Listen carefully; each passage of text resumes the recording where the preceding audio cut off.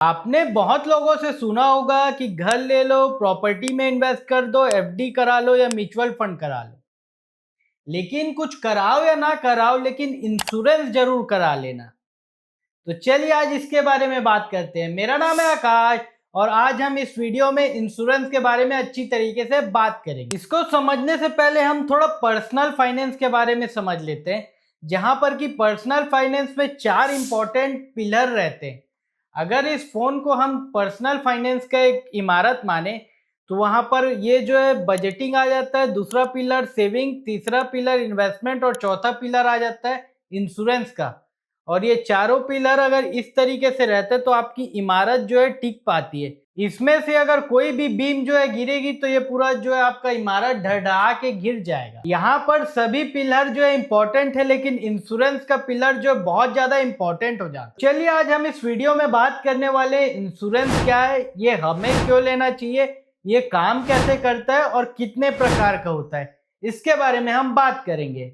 Insurance का मतलब होता है रिस्क प्रोटेक्शन। अगर कोई व्यक्ति को जान या माल का खतरा होता है, यानी कि लाइफ और प्रॉपर्टी का, तो उस केस में उसको होने वाले लॉस के कारण जो उसको फाइनेंशियल लॉस होता है, यहाँ पर इंश्योरेंस कंपनी उस चीजों को जो है कंपनसेट करने का काम करती है। तो चलिए अब हम बात कर लेते हैं कि इंश्योरेंस हमें लेना क्यों चाहिए। यहाँ पर हम इसे 2 एग्जाम्पल में बात कर लेंगे। जैसे कि अगर आप घर के मुखिया हो और आपकी सैलरी आती हो कमाई से, तो आपकी सैलरी से आपके बच्चे पढ़ेंगे, आपके घर का जो बिल सज जाएगा, आपके घर में जो ग्रोसरी या सामान आता है वो आएगा। खुदा ना खास्ता अगर आप चले गए ऊपर, तो उस केसेस में आपके घर के जो फाइनेंसेस है वो पूरी तरीके से गड़बड़ा जाते हैं। आज के समय जहां भाई भाई किसी को पैसा नहीं देता, उस केस में आपको इंश्योरेंस ही एक प्रकार से आपकी फैमिली का प्रोटेक्शन निर्धारित करता है, जो कि आपके जाने के बाद एक लमसम गजब का अमाउंट जो है आपके परिवार को दे दे, जिससे कि आपका परिवार को जो है थोड़ा समय मिल जाए स्टेबल होने के लिए। तो यहाँ पर इसलिए हमें इंश्योरेंस लेना पड़ता है। इसी तरीके से हम अगर भारत में अधिकांश जनता की बात करें, उनका घर जो है एक बीमारी दूर है गरीबी से, तो यहाँ पर भी इंश्योरेंस आके उसके परिवार को प्रोटेक्ट करने का काम करता है। इसीलिए हमें ये लेना जो है बहुत ज्यादा इंपॉर्टेंट हो जाता है। तो चलिए अब हम जान लेते हैं कि ये काम कैसे करता है। यहाँ पर 2 पार्टी रहती है, एक जो है इंश्योरेंस लेने वाला, जिसको कि हम पॉलिसी होल्डर भी कहते हैं, और एक रहता है जो कि इंश्योरेंस प्रोवाइड करने का काम रहता है, जिसे कि हम जो है इंश्योरेंस कंपनी के नाम से जानते हैं। यहाँ पर जो कंज्यूमर है वो जो है कुछ amount of premium her month जो है इंश्योरेंस कंपनी को देने का काम करता है, जिससे कि जब कोई वर्स्ट कंडीशन आ जाती है और क्लेम का समय आता है, तो ये कंपनी जो है उस कंज्यूमर को प्रोवाइड करती है एक लमसम अमाउंट। यहाँ पर ये चीजें जो है बल्क स्केल में होती है, तो ऐसे कई सारे लोगों के जो प्रीमियम इकट्ठा हो जाते हैं, उससे एक बड़ा पूल क्रिएट किया जाता है, जिसके कारण कई सारे लोगों के रिस्क को एक जगह पर लिया जाता है, फिर धीरे धीरे करके उनके पेमेंट को दिया जाता है जब अगर कोई फाइनेंशियल बर्डन आ जाता है तो। और ये सारी की सारी चीजें जो है एक प्रकार से लीगल कॉन्ट्रैक्ट की तरह काम करती, जो कि इन्फोर्सेबल हो जाती है बाय लॉ। यहाँ पर अब हम बात कर लेते हैं इंश्योरेंस जो है कितने प्रकार का होता है। यहाँ पर इंश्योरेंस ज्यादातर 2 प्रकार का देखा जाता है। पहला आ जाता है लाइफ इंश्योरेंस और दूसरा आ जाता है जनरल इंश्योरेंस। लेकिन इसके साथ साथ और कई सारे इंश्योरेंस भी हैं, जैसे ट्रेवल इंश्योरेंस, पेट के इंश्योरेंस, री इंश्योरेंस, बिजनेस लाइबिलिटी इंश्योरेंस। चलिए अब हम इसके बारे में अच्छे तरीके से बात करते हैं। तो जैसे कि हमने पहले एग्जाम्पल में बताया था, मुखिया के जाने वाला एग्जाम्पल, वहां पर लाइफ इंश्योरेंस जो है आ जाता है।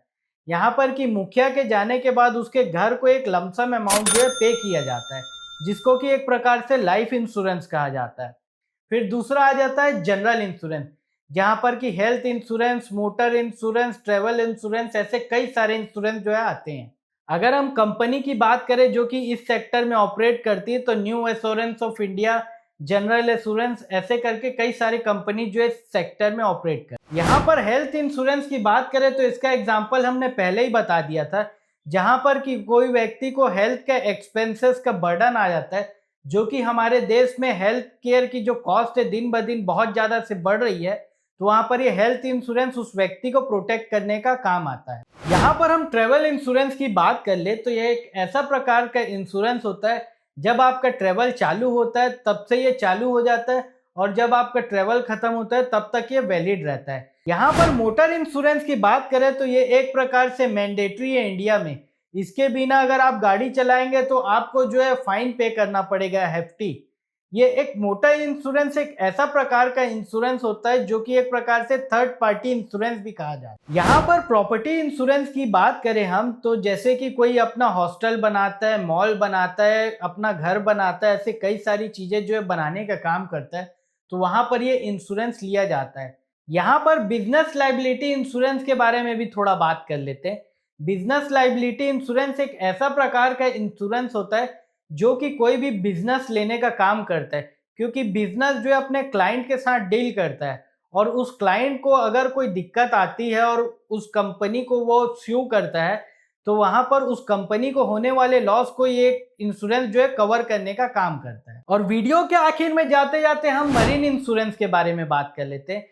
ये मरीन इंश्योरेंस का इतिहास बहुत पुराना है और कुछ कुछ जगह ऐसा भी कहा जाता है कि ये मरीन इंश्योरेंस के कारण ही इंश्योरेंस इंडस्ट्री का शुरुआत हुआ है करके। यहाँ पर मरीन इंश्योरेंस में होता यह है कि जो वेसल यानी कि शिप चलती है समुद्र में, उनको बहुत ज्यादा रिस्क होता है। कई बार तूफान से, कई बार दूसरे शिप से टकरा जाने से सिंक हो जाती है, तो यहाँ पर उस कंपनी को जो है कंपनसेशन करने का काम करता है। अगर आपको इस वीडियो से रिलेटेड कोई डाउट हो तो आप कमेंट करके बता सकते हैं। तो आज के लिए बस इतना ही। धन्यवाद।